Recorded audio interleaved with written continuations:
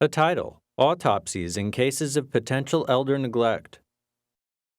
A disclaimer: the opinions, findings, conclusions, and recommendations expressed in this program are those of the speakers and do not necessarily reflect the views of the U.S. Department of Justice.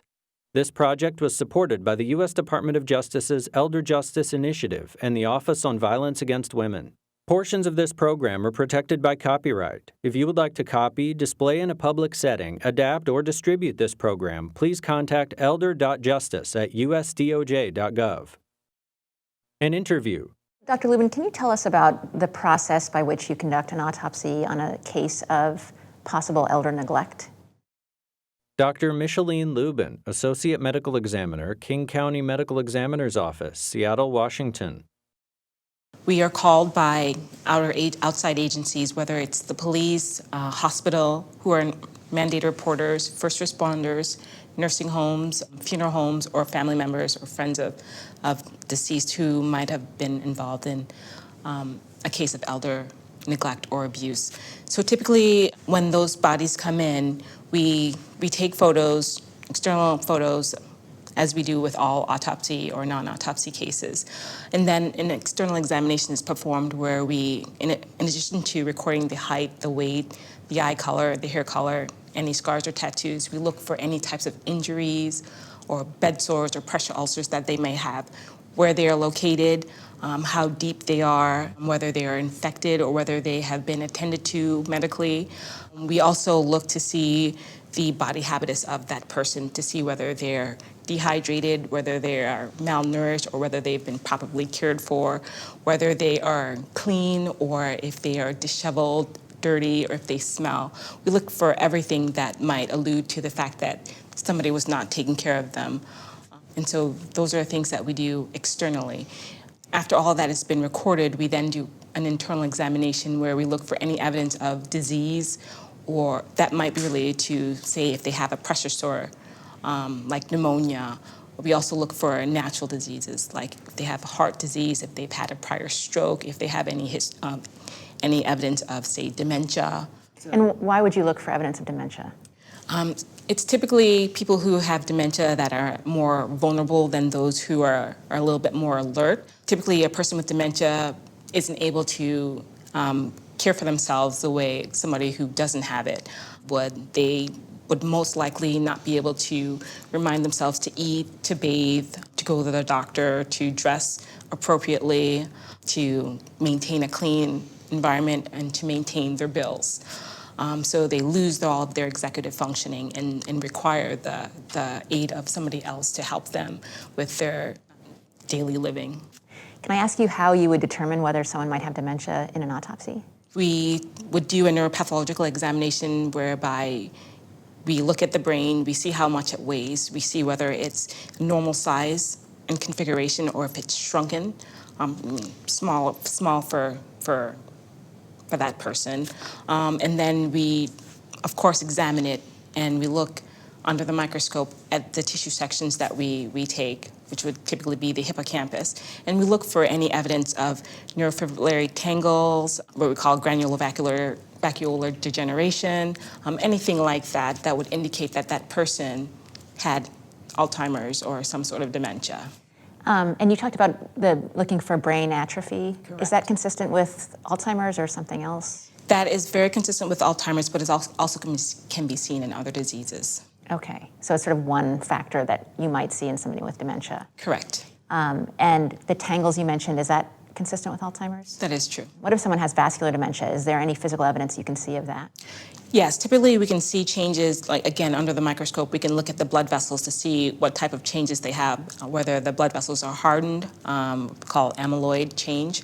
And we can also see evidence of stroke, depending on how big the stroke was. If we as prosecutors get a neglect death case and the defense is raised that the victim didn't want medical care, is it possible for you to help us determine whether or not that victim had cognitive capacity to refuse medical care? That's a very good question. So reviewing all the history and, again, examining the body to see what their body habitus was, whether they had evidence of dementia or not, that can help actually in determining whether that person might have been demented and really should not have been making those decisions for themselves. So yes, it does help. An autopsy examination would help the prosecutor in helping determine whether that person had capacity. Are there any other physical signs that you find on autopsy that indicate that someone may have had dementia? Typically, it's all neurological. Again, with the history as well. So if we have a history of, like I said, somebody who's having memory issues, or they were displaying signs of dementia, and we can actually verify that on microscopy, then it's a pretty good bet that that person was displaying evidence of dementia.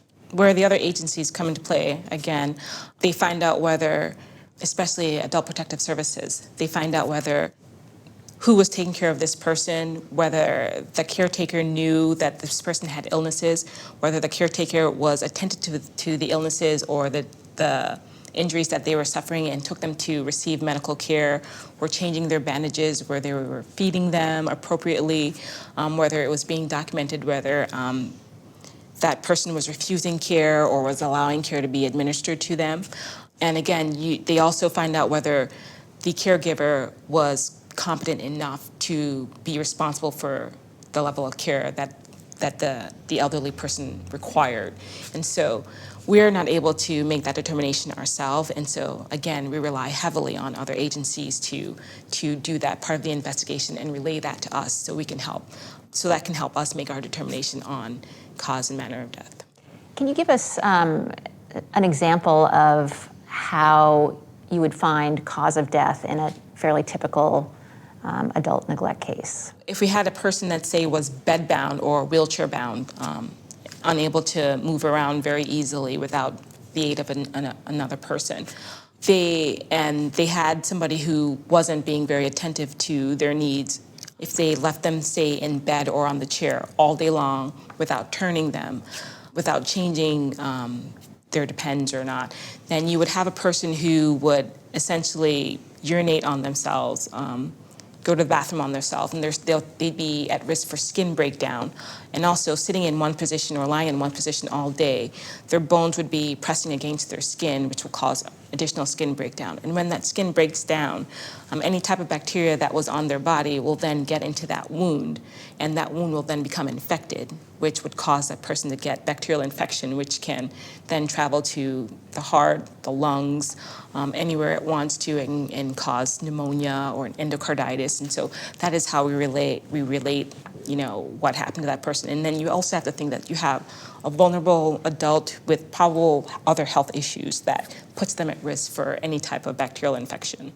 And how do you determine whether or not the bacteria that you find, say, in someone with pneumonia is from the pressure sore? We can do cultures, but oftentimes it's a mixed bacterial flora, and so you'll see lots of different bacteria, but typically you shouldn't see bacteria in the lungs. It should be a sterile place, and so we can do cultures to determine whether the bacteria that we see on the sacral pressure ulcer is similar to the bacteria we see in the lungs.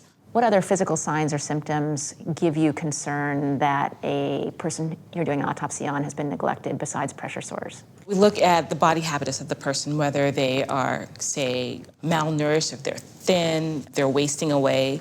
We also look to see if they're properly hydrated, whether they're being given the proper nourishment. How would you know that? If you have, say, like a 5'8" person who typically would probably, and it's a female, say she would weigh about 130, 140, 150 pounds, and she comes in and she weighs 95 pounds or 85 pounds, that's a malnourished person right there. And so you want to find out, why are they malnourished? Where were they living?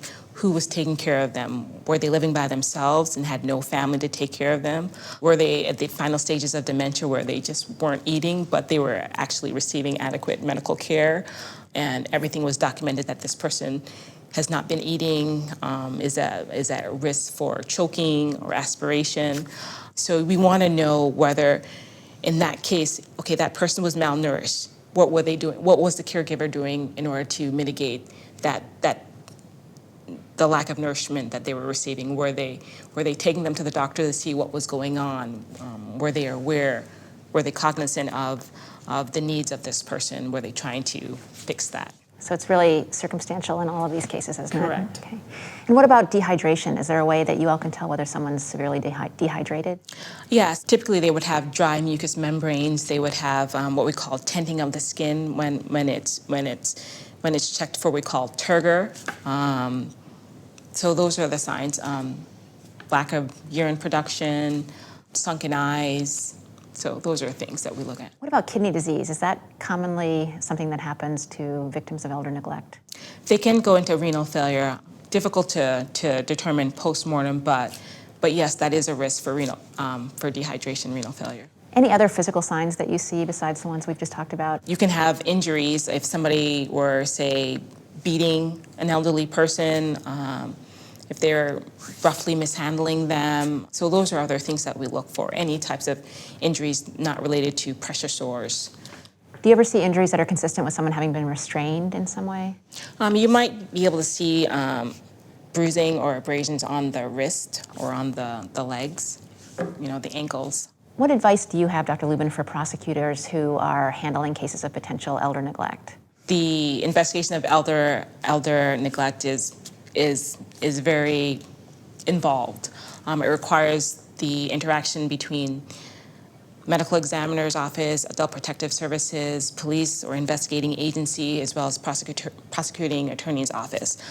Like I said before, no one agency can handle the scope of investigation that is required to ensure that this person was properly being taken care of. And so it requires a central figure in order to collaborate between all of these different agencies and to come together to come up with a cause and manner of death and to adequately prosecute those who are at fault or to exonerate those who were taking care of them and doing the best that they could. Logos appear. NCall, www.ncall.us. Terra Nova Films, terranova.org. Funded by the U.S. Department of Justice Elder Abuse Initiative and the Office on Violence Against Women, www.justice.gov/elderjustice.